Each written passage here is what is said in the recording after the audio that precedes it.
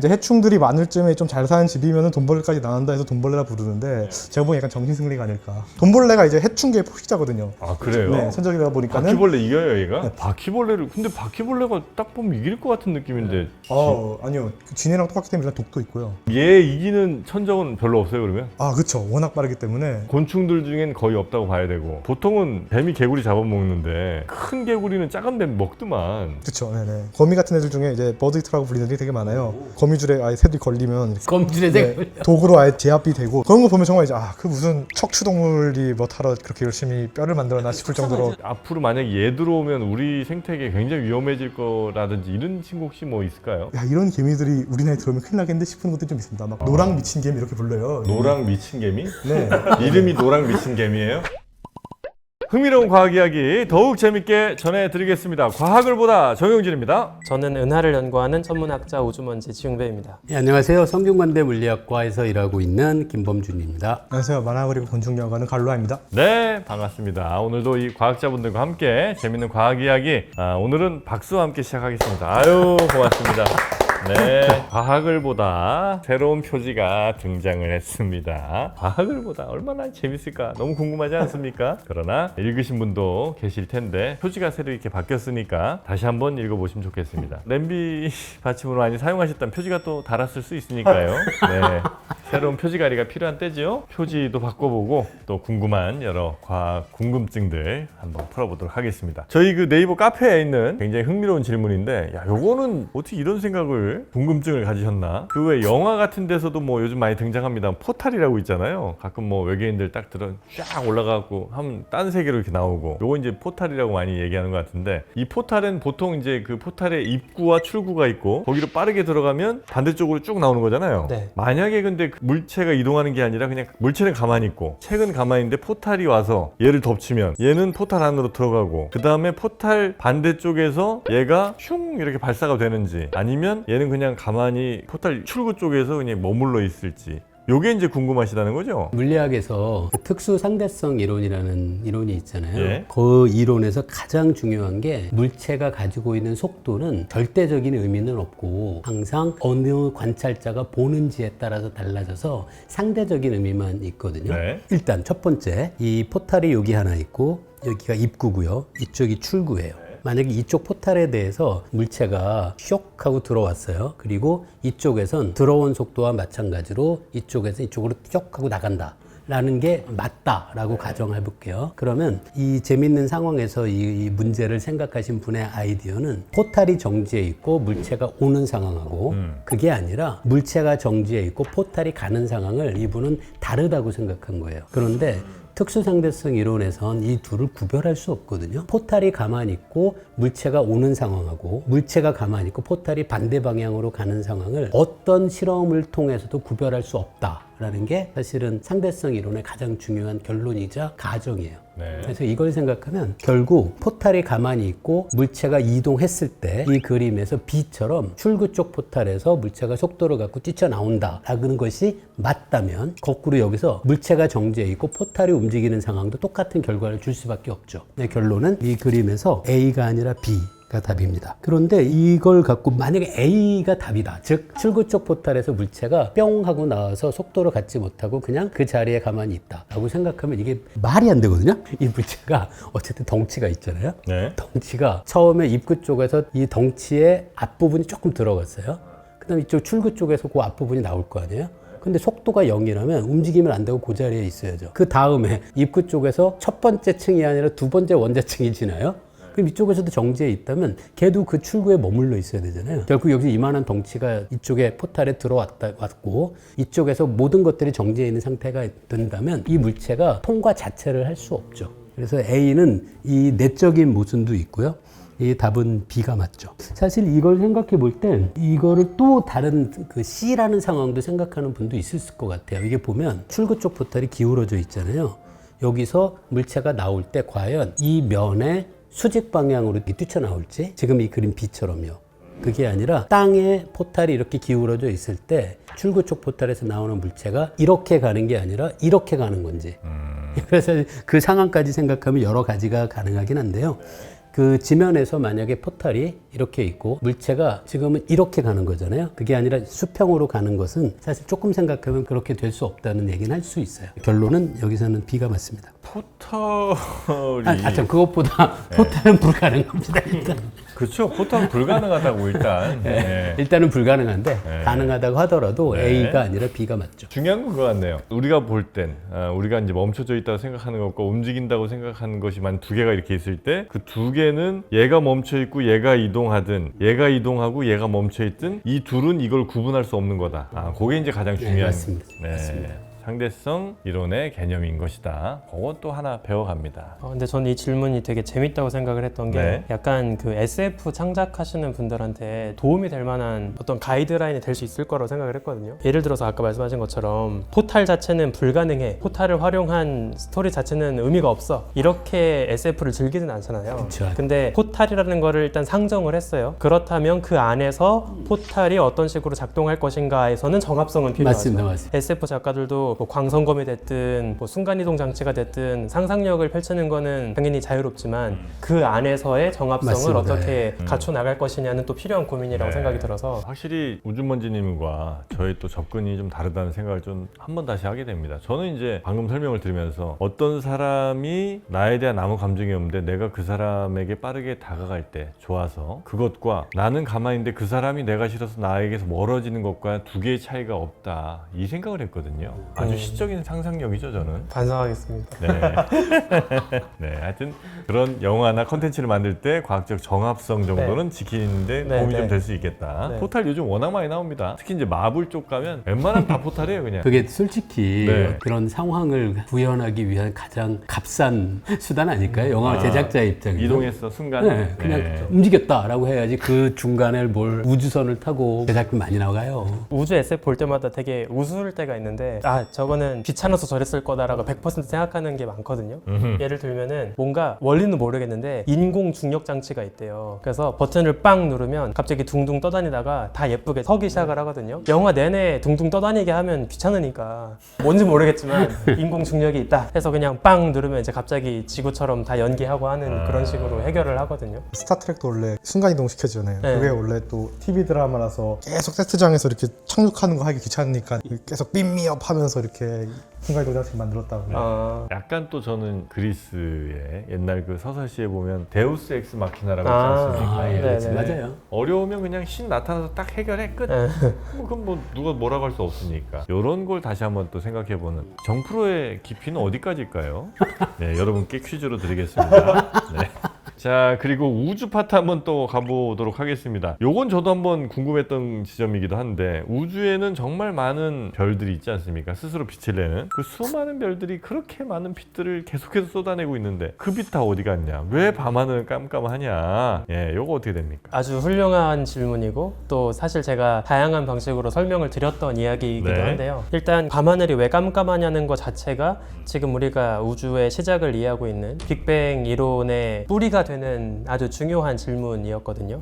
하나 TMI로 말씀을 드리면 교과서에서는 독일의 천문학자 하이니 올베르스라는 사람이 뭔가 처음으로 문제를 제기해서 이거를 올베르스의 패러독스 이런 식으로 이야기를 하긴 하는데 사실 밤하늘이 왜 깜깜하냐라는 질문 자체는 올베르스 이전부터 엄청 오랫동안 존재했던 질문이었고 그냥 올베르스가 이걸 좀 더 다듬어서 유명해진 측면이 있어요. 어쨌든 우주가 이렇게 별이 많은데 왜 이렇게 어둡게 보이냐라는 거는 지금 이제 우리가 어떻게 이해를 할 수 있냐면 만약에 우주가 무한한 과거부터 하염없이 존재했던 세계였다고 생각을 해볼게요. 우주는 탄생이란 게 없는 거예요. 그러니까 원래부터 있었다. 그러면 아무리 먼 거리에 떨어진 별빛이라 하더라도 그 무한한 세월을 별빛이 날아오면 우리의 눈동자에 닿을 수 있겠죠. 네. 물론 거리가 멀면 개개의 별은 어둡게 보이겠지만 그만큼 먼 거리까지를 보면 더 많은 수의 별빛을 결국에 모아서 보는 거예요. 그럼 다 합쳐보면 가까운 거리에 놓인 별의 밝기의 합이나 먼 거리에 떨어진 별의 밝기의 합이나 비슷해야 하는 거고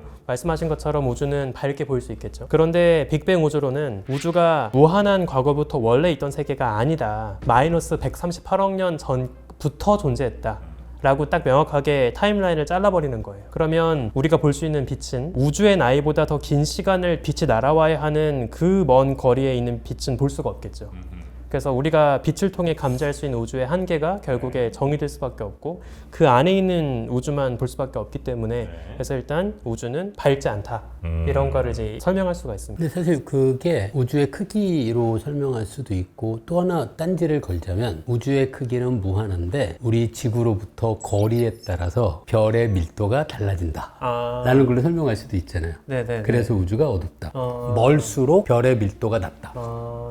그렇죠. 그렇게 하면은 우주 밝기가 무한대일 필요는 없죠. 그래서 사실 이게 우주의 크기가 무한대라는 것과 네. 우주의 별의 분포가 네, 균일하다라는 맞습니다. 가정이 있으면 설명이 되는 거라고 하는 게 사실은 더 맞는 것 같아요. 지구는 어쨌든 은하 중심부는 아니니까 네. 밀집도는 떨어질 거 아니에요? 네네. 되게 별 많은 데 가서 만약 우리 지구가 있다고 치면 밤하늘은 지금보다 조금 더 밝습니까? 엄청 밝을 수도 있잖아요. 저 엄청 밝을 거예요. 아, 그래요? 태양계만 보면 우리가 지구에 이제 대기가 없다고 생각을 했을 때 단적으로 비교를 하기 위해서 명왕성 정도 거리에서 그 명왕성 지평선에 보이는 태양의 밝기랑 지금 지구에서 보이는 태양의 밝기를 비교하면 명왕성에서 보이는 게 지구에서보다 한 900배 어둡게 보이거든요. 그냥 작은 점 하나 떠 있는 것처럼 보일 거예요. 태양이? 네, 태양이. 물론 주변에 다른 별보단 밝겠지만 근데 이제 만약에 주변에 뭐 성단이 있다거나 아니면 아예 은하 말씀하신 것처럼 은하 중심부에 들어가서 별의 밀도가 높은 곳에 살고 있다. 그러면 애초에 글쎄요. 밤과 낮의 정의가 의미가 없지 않을까요? 그 정도로 밝아요? 네, 그러니까 만약에 굳이 테크니컬하게 낮은 내가 중심에 두고 있는 별을 내가 보고 있을 때 그리고 밤은 그걸 등지고 있을 때라고 뭐 억지로 정의할 수는 있겠지만 밝을 때가 낮이고 어두울 때가 밤이다 이런 이제 고전적인 정의는 의미가 없겠죠. 아, 그래요? 그럼 여기가 낫네. 중심부보단 차라리 여기가 낫다, 그죠? 아까 SF 얘기를 많이 했는데 네. 제가 예전에 되게 인상 깊게 읽은 SF 단편이 하나 있어요. 이게 어떤 그 이야기를 하고 있냐면 우리의 먼 후손들이 별이 바글바글한 구상성단 같은 데 중심부에 살고 있는 거예요. 근데 이제 과거의 추억은 없어요. 그래서 낮도 밝고 밤도 밝다 보니까 이제 후손들은 잠을 안 자요. 잠을 그냥 안 자는 존재가 된 거예요. 근데 아주 가끔씩 선조들, 우리들의 DNA가 남아있는 이상한 사람들이 있어서 그 사람들은 밝은 밤에도 잠을 자야 하는 거예요. 근데 역으로 이제 그 세계는 잠을 자는 게 이상한 세계다 보니까 밤이 되었을 때 졸린 사람들을 기면증 환자 취급을 해요. 그래서 이제 치료 대상, 병적으로 치료를 해야 되는 대상으로 이제 인식을 하고 병원에서 기면증 치료를 받는 그 주인공이 자기네 동생이랑 같이 편지를 주고받는 이제 그런 컨셉의 SF 단편이 있었거든요. 그래서 뭐 그런 재밌는 생각도 해볼 수 있겠죠. 저는 SF까지 안 가고 최근에 북극 다녔다고 얘기했었는데 북극에는 백야잖아요. 아, 네네. 계속 배가 떠 있어요. 그러니까는 패턴이 안 맞추는데 그냥 거기 과학기 사람들 그냥 노르웨이 시간대로 살아요, 그냥. 근데 이제 거기에 새들이 엄청 많아요, 여름에. 왜 전 세계 새들이 다 와가지고 거기서 번식을 하고 있거든요. 왜냐면 여름에 살짝 북극 빙하가 녹으면은 그때 꽃들이 막 피고 씨앗들이 막 터져나가고 벌레들도 거기서 막 터져나가고 그때 폭발하는 생물량을 이용하려고 철새들이 와서 번식을 해요. 그때 가보면 그래서 되게 귀여운 뽀시래기 같은 병아리들이 삐짝삐짝 놀고 있어요. 그 기러기들 막 돌아다니는 병아리들이 놀고 있어요. 걔네들은 계속 뜨는 백야에서 풍부한 먹이만 먹으면서 평생 밤을 안 겪어봤겠죠. 먹고 피고 나면 자고 이러고 있다가 다 크면 이제 내려간단 말이에요. 네. 거기서 다 크고 내려갔을 때 처음으로 밤을 보겠죠. 우와. 얼마나 무서울까. 그때 처음 별을 보겠죠. 얼마나 신기할까. 그런 생각을 걔네들 보면서 생각했어요. 네. 아이작 아시모프 소설 중에 그런 거 있지 않나요? 태양 6개가 떠 있는 행성이 있는데 걔네가 우연하게 일렬로 배치가 돼서 월시까지 겹쳐져요. 그래서 태양이 6개나 되다 보니까 평소에는 그 행성 종족은 밤이라는 걸 몰라요. 항상 밝은 낮만 보고 살다가 아주 가끔씩 일정한 주기로 일식이 완벽하게 이제 이루어지는 거예요. 그럼 그 순간 갑자기 밤이 그렇죠. 펼쳐지고 생전 본 적 없는 밤하늘을 보면서 두려워하는 그런 소설이 있던 걸로 제가 기억을 하거든요. 야, 근데 갈로아님은 그 새들이 막 벌레 잡아먹는 거 보면 약간 좀 마음이 썩 편치는 않으시겠는데? 아닙니다. 새들도 좋아해서 그래요? 귀엽게 새들도 봤습니다. 좋아하세요? 네네. 아. 그 뽀시래기 같은 병아리들 보고 있으면서 벌레들의 천적인데 네네, 귀엽게 보고 있습니다. 그래. 아가페네요. 천적은 처음부터 정해진 건 당연히 아닐 거 아니에요, 그죠?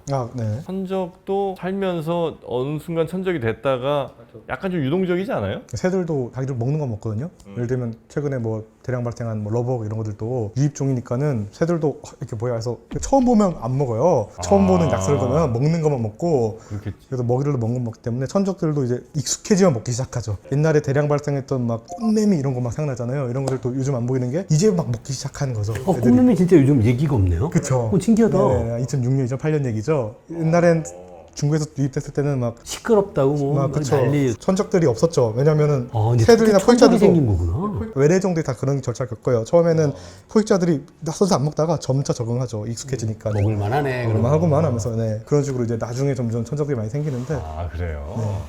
그 적응하는 시간이 좀 필요하구나. 근데 생각보다 천적의 관계가 형성되는 게 그렇게 오래 걸리지 않네요. 오래 걸리지 않습니다. 네.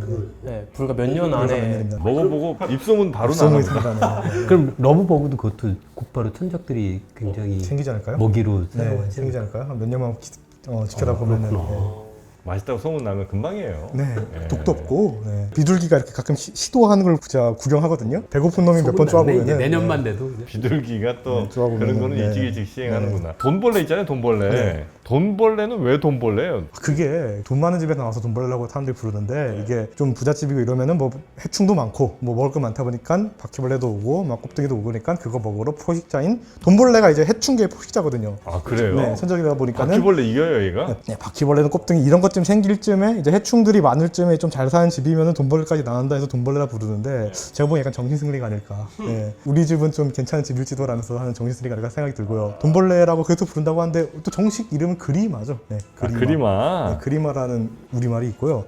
그 우리말이에요? 놀랍게도 우리말이에요. 저도 영어 옛날에 그리마가 우리말이야. 네, 저도 그리마에서 신기하다. 공부했는데 국어 소식 보면 그리마 써져 있어요. 신기하다. 그거 한국말이고 그리마 그 돈벌레는 일종의 별칭 같은 거네요. 네, 별칭이고요. 저 어렸을 땐 돈벌레 많이 봤는데 우리 집 잘 못 살았는데 그 많이 봤거든요. 요만한 정도 네. 크기에 다리 많고 벽에 붙어있는 최근에 요즘은 저희- 거의 못 보네요. 전 아직도 생각나는 게 최초의 저 그리마의 조우는 초등학생은 이렇게 복도에서 이렇게 막 뛰어다니잖아요. 아파트 계단에서 쿵쿵 뛰어다가 쿵 했는데 그리마가 복도에서 쿵 내려와가지고 인상 깊은 여기 떨어질 뻔했는데 앞에서 딱 떨어져가지고 고등학교 때 어떻게 도신 건지 모르겠어요. 네. 근데 저는 그때 보고도 우와 했어요. 보면은 그리마가 좀 잘생겼어요. 왜냐면은 잘생기진 않았죠. 얘네가 잘생겼어요? 그 진해 쪽이에요. 다지기 맞아요. 쪽이에요. 딱 그런 네, 다리가 많죠. 보셨어요? 아니요. 그리마 못 봤어요? 네, 못 본 것 같아요. 그 자세히 진해 보면- 비슷한데 진해보다는 끔찍해 보이진 않고요. 네. 털이 좀 엄청 작고. 많아. 네. 털도 많아요? 맞아요. 다리가 길죠. 긴 다리가 있고요. 그 턱이 이렇게 진해랑 똑같이 발달돼 있어요. 근데 눈이 싸나없습니다. 이게- 눈이 있어요. 네, 진해는 있겠지. 이게 눈이 점점점점점 이렇게 되게 애매하게 있는데 걔는 굉장히 발달된 견문을 갖고 있어가지고 오. 그걸로 활발히 바삭바삭 다니면서 사냥을 합니다. 그걸로 이제 주로 바퀴벌레 같은 걸 잡아먹는데 진해 되게 가깝습니다, 진짜. 아 바퀴벌레를 근데 바퀴벌레가 딱 보면 이길 것 같은 느낌인데. 아니요. 그 진해랑 똑같기 때문에 일단 독도 있고요. 네. 아 그래요, 네, 그리마가. 네. 그래서 되게 잘 사냥합니다. 그래서 키워보면 되게 키우는 재미가 있는 곤충. 키운다고 그래 그리마. 근데 그게 심지어 그 키우는 애들이 있기 때문에 키우고 싶은데 한데 막상 키우려니까는 잡기가 어려서 심지어 파는 사람들도 있어요. 잡아가지고 의외로 수요가 있는 생물. 제가 먹이로 돈 줘야 되고 그런 건 아니죠? 네, 아니에요. 네. 위로 깃드랑 이런 거 넣어주면서 아무거나? 먹는데요. 네. 포식자구나. 포식자입니다. 얘 이기는 천적은 별로 없어요 그러면? 그렇죠. 워낙 빠르기 때문에. 곤충들 중엔 거의 없다고 봐야 되고. 그렇죠. 왜냐하면 걔네가 되게 좁은 데로 싹 숨어가잖아요. 그런 데 쫓아가서 포식하는 애들이 별로 없습니다. 네. 진해하고 싸우면 어때요? 진해랑 그리마. 근데 진해가 그렇게 빠른 속도로 가서 사냥을 하진 않거든요. 빠르진 않으니까. 굳이 말하면 농발곰이 이런 게 있을 것 같긴 한데 이런 그 VS 싸움은 되게 오랜만에 재밌네요. 네. 네. 어쨌든 뭐 그리마는 놀라운 거는 순우리말이다. 그 다음에 바퀴도 잡아먹고 귀뚜라미 등등 하여튼 집안에 있는 웬만한 벌레들은 얘가 다 잡아먹는다. 해충계의 포식자. 해충계 약간 티라노사우루스 같은 그 약간 타노스 같은 느낌. 네, 탑 포식자고요. 진해의 친척이란 다리 많은 다지류에 속하는 훌륭한 곤충입니다. 있으면 좋은 거네요. 근데 있으면 좋아요. 저도 경험을 봤지만 이게 가만히 이렇게 침대에 딱 누워 있는데 얘가 쓱 걸어오면은 헐해요. 진짜로 크고 다리가 많아가지고 이게 썩 반가운 방문자는 아니긴 해요. 네. 아니 네. 있으면 좋은 게 아니고 있으면 바퀴벌레든 그런 애들이 있다는 얘기니까 그러니까 차라리 그쵸. 다 없는 게 낫죠. 다음이 낫죠, 그렇죠. 네. 우리 집이 뷔페구나. 우리 집이 생태계 네트워크 먹이 사슬이 굉장히 훌륭하게 구축이 되었구나라게 딱 느껴지죠. 가끔 이제 펜션 같은 데 가면 이 친구들 많잖아요. 아무래도 이제 도시보다는 좀 시골 쪽에 많이 그쵸, 있으니까. 또 이제 얘네가 야행성이다 보니까 밤에 좀 나와보면 좀 은근 많이 보입니다. 네. 포식자와 피식자가 이렇게 결정되는 거는 아주 치열한 경쟁 끝에 어느 한쪽이 이기는 거야? 아니면 어디가 막 무기 하나가 갑자기 돌연변이가 생겨갖고 이제부터는 내가 이긴다 이렇게 되면 이제 얘가 살아남고 뭐 이렇게 되는 거예요? 그렇다기보다는 그냥 육식성 생물에서는 그냥 몸 사이즈일 것 같고요. 아, 피지컬이 90%다. 네, 그리고 육식성으로 갔다면은 네, 그냥 계속 포식자 니치를 차지한 거고, 뭐 초식성이면은 그냥 평생 숨어 다니면서 여러 가지 잡식성이면은 계속 다른 니치를 아, 찾아가면서. 맞아.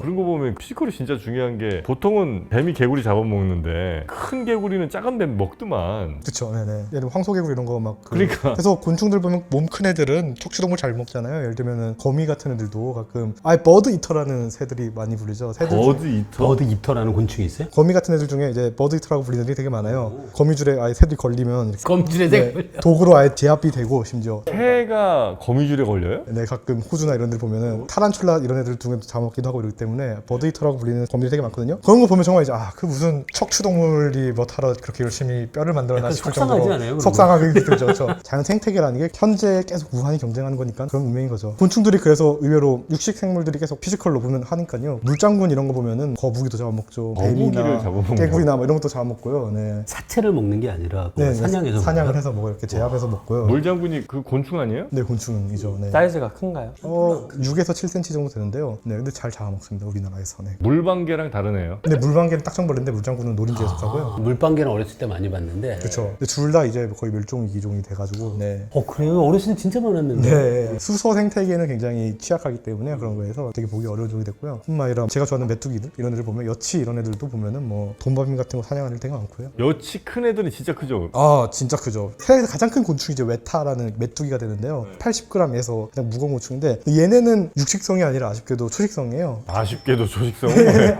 왜냐하면 그럴 수밖에 없는 이유가 호주, 뉴질랜드 대륙이 공룡 시대 때 2억 년 전쯤 이렇게 먼저 떨어져 나가가지고 그때 포유류가 없었어요. 포유류가 없다 보니까는 포유류가 없는 땅이 돼가지고 보니까 호주, 뉴질랜드 이런 데는 막 이상한 생물 많아요. 유대류 있고 막 그다음에 막 뉴질랜드 보면 막 앵무새가 막 이상하게 살고 있잖아요. 막 앵무새가 걸어다니고. 근데 쥐가 없다 보니까는 그 쥐 니치를 대신하니까 메뚜기여가지고 메뚜기가 요만한 거예요. 그래가지고 아쉽게도 막 사냥하는 애는 아니고 그냥 쥐처럼 막 썩은 거 다 주워 먹고 뭐 이런 식으로 삽니다. 이만한 게 있지만은 아프리카나 이따만한 여치들이 막 사냥을 하죠. 새 잡아먹고. 그러니까 메뚜기가 거의 손바닥만 해. 웨타푼가 이름이. 이름이 뭐예요? 웨타라 부르는데 아, 웨타. 그 제일 큰 애가 이제 웨타푼가라고 부르는 그 마오이족 언어로 그렇게 부릅니다. 그래서 정말 멋있습니다. 그래서 한번 보러 가려고 합니다. 왜 우리 인간은 곤충을 좀 무서워하잖아요. 사실 크기로 따지면 무서워할 애가 전혀 아니잖아요. 근데 약간 좀 무섭지 않아요? 맞아요. 그죠.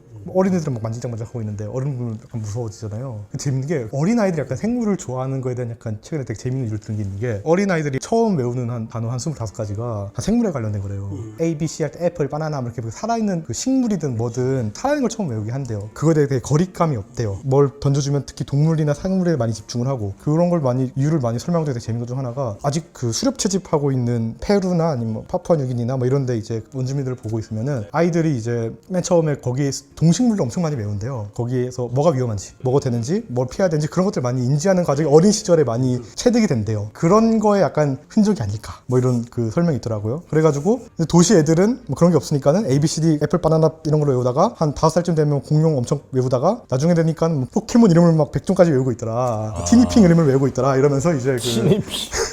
모르시죠 두 분은? 몰라요, 이거 뭐야? 특히 이제 여자아이들 좋아하는 거 있어요. 약간 요정 같은 친구들인데 그 친구를 잡아야 됩니다. 그래서 캐치 티니핑이에요. 예를 들면 100마리가 넘어요. 네. 예, 게임 뭐 같은 거야? 만화입니다. 포켓몬. 포켓몬 같은 비슷한 거. 국산 만화입니다. 국산 만화. 사과핑 뭐 이런 애들은 이제 사과 비슷하게 생기고 하트핑 뭐 이런 애들은 이제 하트 모양. 그렇죠. 그걸 애들이 어떻게 생겼는지 뭔지 그 이름 다 외우잖아요. 그게 옛날 원시 수렵 사회칠 때는 그게 도마뱀이 이렇게 생기면 만지면 안 돼를 외워야 하는 게 되게 중요했거든요. 네, 그거에 대한 그 어떤 흔적이 아닐까라는 그 연구를 봤는데 오 그럴싸해.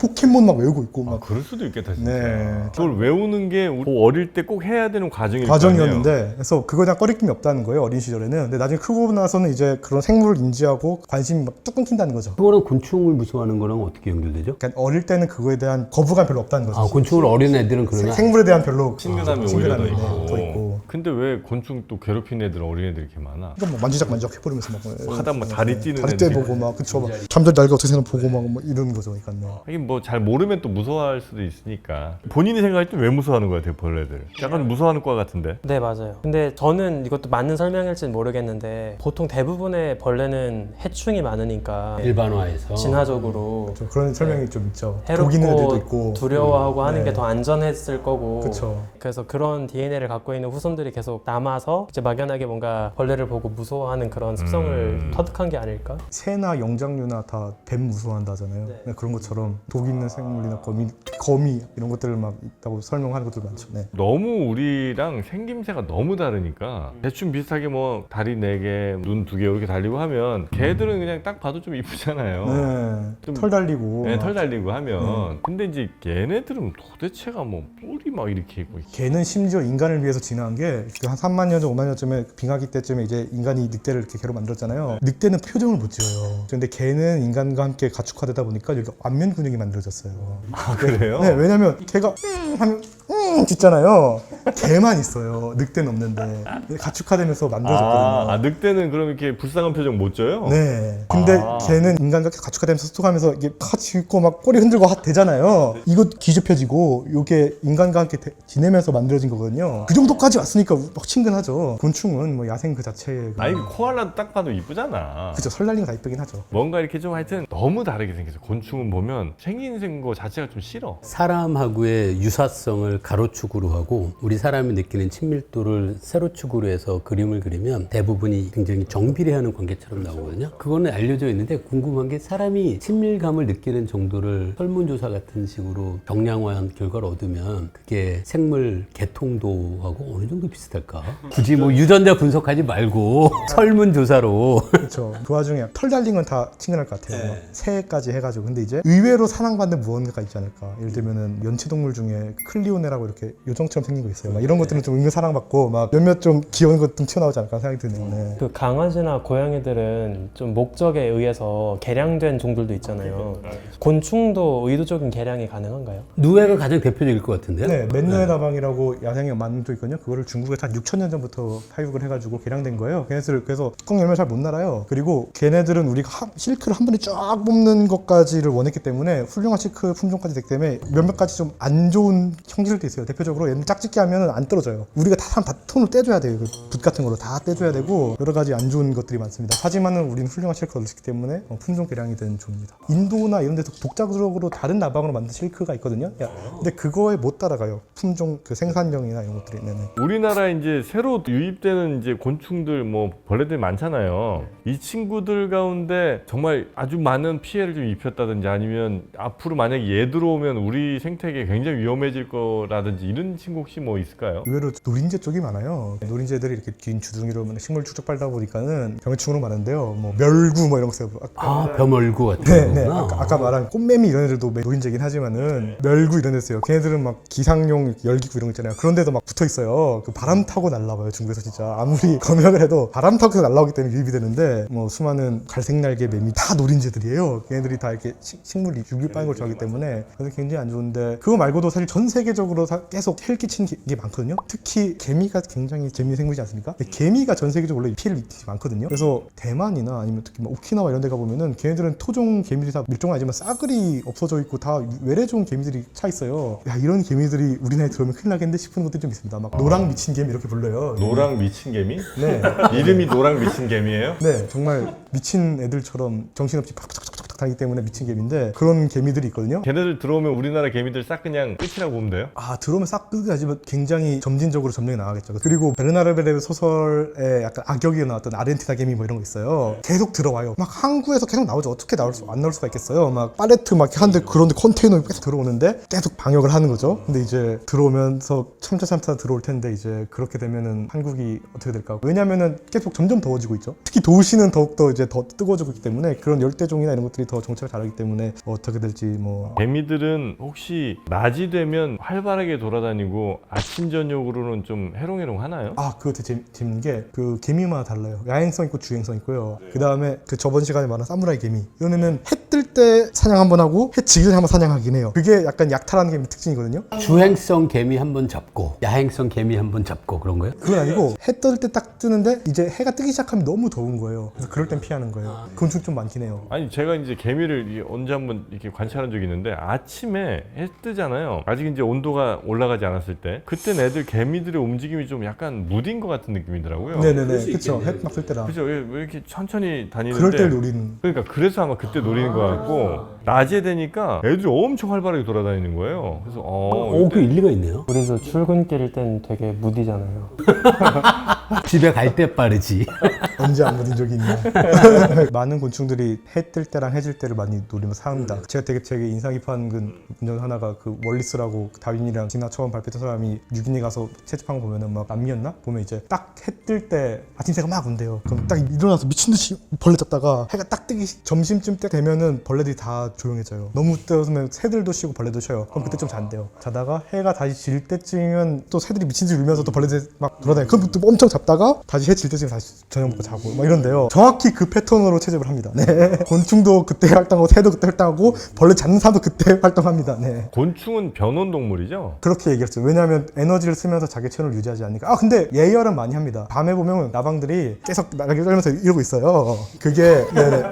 이러고 있어요. 계속 근육을 데워두고 있어요. 그러면서 빨리 나갈 수 있게. 근데 가끔 보면 곤충들이 막 이상한 행동하는 데가 많거든요. 그 이유가 각자 다른 이유로 설명드는데 되게 재밌는 게 전 최근에 본 것 중 이제 파리도 그렇고 아니면 소금쟁이도 그렇고 가끔 애가 이렇게 막 해요. 애들이 뭐 이래요. 진짜 나는데 저게 뭐죠? 이상해서 째웠거든요. 행동 연구가 박사님한테 이거 뭐요 하니까는 이거 정말 그냥 한마디로 설명하자면 그건 제 잔상입니다 같이 그냥 포식자가 어디 찍을지 헷갈리 그냥 엄청 열심히 그냥 불규칙적으로 움직이는 거라고. 정말 그래요? 소금쟁이가 막 이러고 있는 거예요. 막 여기서 막 콕콕콕콕 이러고 있고 파리도 막 이러고 있어요. 그래서 이제 얘는 왜 저기서 그렇게 에너지를 쓰고 낭비하고 있지 않은 보니까 그냥 잡기 어려보라고 막 어디 찍어야 되지? 한도 이러고 있는 거죠. 그래서 막 엄청 열심히 막 이러고 있어요. 막 애들이 막. 곤충들이 대체로 에너지 효율이 좀 좋죠? 그러니까 먹은 거에 비해서 많은 일을 하나요?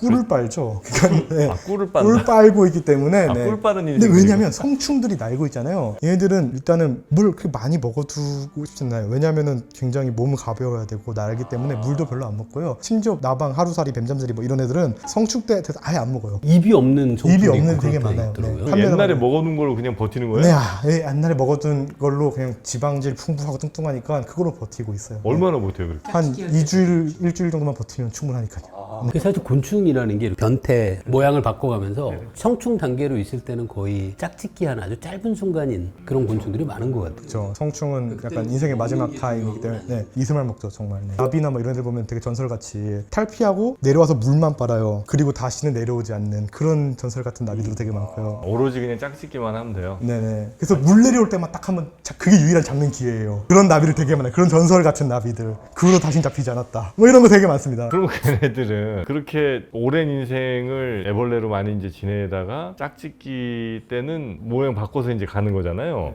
굳이 그렇게 모양을 바꾸는 아주 굉장히 위험한 일이잖아요. 왜냐하면 내가 한참 동안은 이 모양으로 있어야 되고 또 모양을 바꾸는데도 굉장히 에너지가 많이 필요할 텐데 굳이 그렇게까지 하나? 그냥 애벌레 모양으로 이 짝짓기까지 하면 더 안 낫나? 그런 애도 있어요. 네. 그래서 애벌레 모양 짝짓기 하는 벌레들이 있거든요. 놀라운 일을 해낸 거죠. 가장 원시적인 딱정벌레 중에 텔레폰 폴 밑으로 우리나라에 없어요. 그래서 번역하면 뭐 전신주 딱정벌레?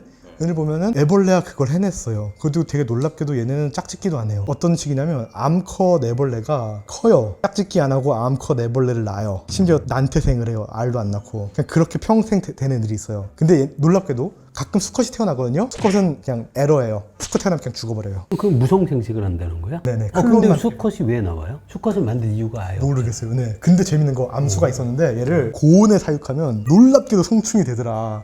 그래요? 성충이 나온다. 근데 성충은 생식 능력이 없다. 그냥 진화의 흔적이다. 네. 조상은 성충이 있었겠지. 근데 얘네는 애벌레로 생식하는 능력을 가진 이유로 애벌레가 될 이유가 없는 거죠. 오늘 얘기 듣다가 잠깐 든 생각이 애벌레라고 할 때 애가 정말 우리가 애라고 할 때 그거랑 같은 어원일까요? 네. 그러면 우리 조상들도 애벌레가 결국 성충으로 모양이 변한다는 걸 알고 있었다는 얘기네요. 그죠? 그러네요. 놀랍네요. 왜냐면은 그 유럽에는 그거를 구분 안 했어요. 그래서 옛날에 마리아집이란 메리아는 그 여사님께서 자기 딸이랑 같이 수리남 가가지고 애벌레가 커서 나비가 되더라. 이거를 막 열심히 연구해가지고 유럽한테 널리 알렸거든요. 그 이전까지는 사람들이 우리 정원을 갉아먹는 애벌레 저 악독한 애들 봐라 하다가 저 아름다운 나비 와 내 정원에 날라다니는 아들 아름다운 나비 뭐 이렇게 전혀 다르게 생각했대요. 근데 그러네 우리는 애벌레라고 봤네요. 그러면 애벌레가 생식한다는 게 애가 생식하는 아하. 애가 머리에 피도 안 마른 애들이 말이야. 근데 처음 생각하면 재밌네요, 그죠? 우리 벌레라는 말도 있고 애벌레라도 말도 있잖아요, 그죠? 근데 아마 우리는 예전부터 뭡니까 누에고치를 좀 했었어서 그래서 유심히 보아서 그걸 알고 그건 있었겠죠. 좀 알지 않으셨을까? 고조선 때부터 누에를 키웠다고 합니다. 네. 기원전 2세기 때부터 역사가 깊죠. 양봉도 역사가 길 텐데. 네. 정말 이 곤충 쪽은 워낙 많은 곤충에 많은 토리에 많은 형태에 뭐 있어갖고 며칠에 끝날 것 같지는 않습니다. 앞으로도 종종 곤충 이야기 궁금해하는 시청자분들을 위해서 한 번씩 출동해 주시기 바라겠습니다. 고생 많으셨고요. 혹시 과학을 보다 책 있으세요? 네, 처음 봤습니다. 사실. 아, 그러네. 재밌게 읽으시고 주변 분들한테도 많이 좀 소개를 해주시고요. 그러면 저희는 다음 시간에 또 재밌는 과학 이야기 전해드릴 걸 약속하면서 인사드리도록 하겠습니다. 함께해 주신 여러분 고맙습니다.